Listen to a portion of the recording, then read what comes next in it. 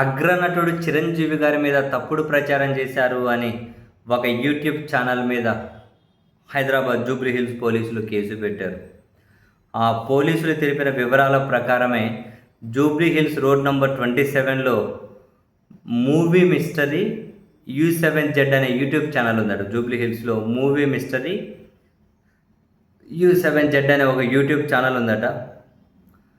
ఆ ఛానల్ చిరంజీవి గారికి బట్టతల ఉంది అని చెప్పి ఒక ఫోటో ప్రచారం చేశారట.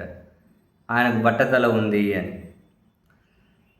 సో దీని మీద చిరంజీవి గారి తరపున న్యాయవాది జూబ్లీ హిల్స్ పోలీస్ స్టేషన్లో ఫిర్యాదు చేశారట.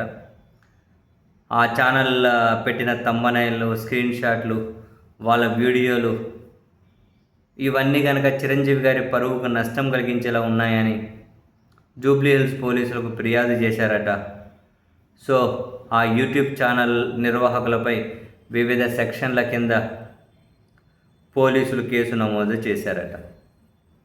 మరి ఎందుకు ఈ ఛానల్ వాళ్ళు ఇటువంటి ప్రచారాలు చేస్తారు? ఈ మధ్య నోరు తెరిస్తే అందరూ కేసులే పెడుతున్నారు. ఇంతకుముందుగానే మనం చాలా చూసాం.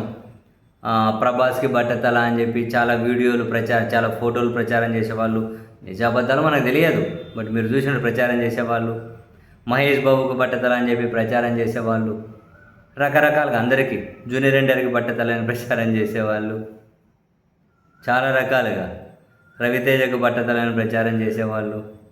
మరి వాళ్ళేమీ పోలీస్ స్టేషన్లు కేసుల వరకు వెళ్ళినట్లు లేరు.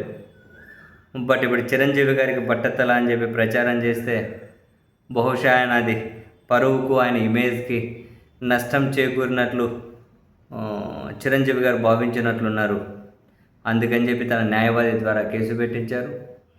పోలీస్ స్టేషన్లో, జూబ్లీ హిల్స్ పోలీస్ స్టేషన్లో ఎఫ్ఐఆర్ కూడా ఫైల్ అయింది.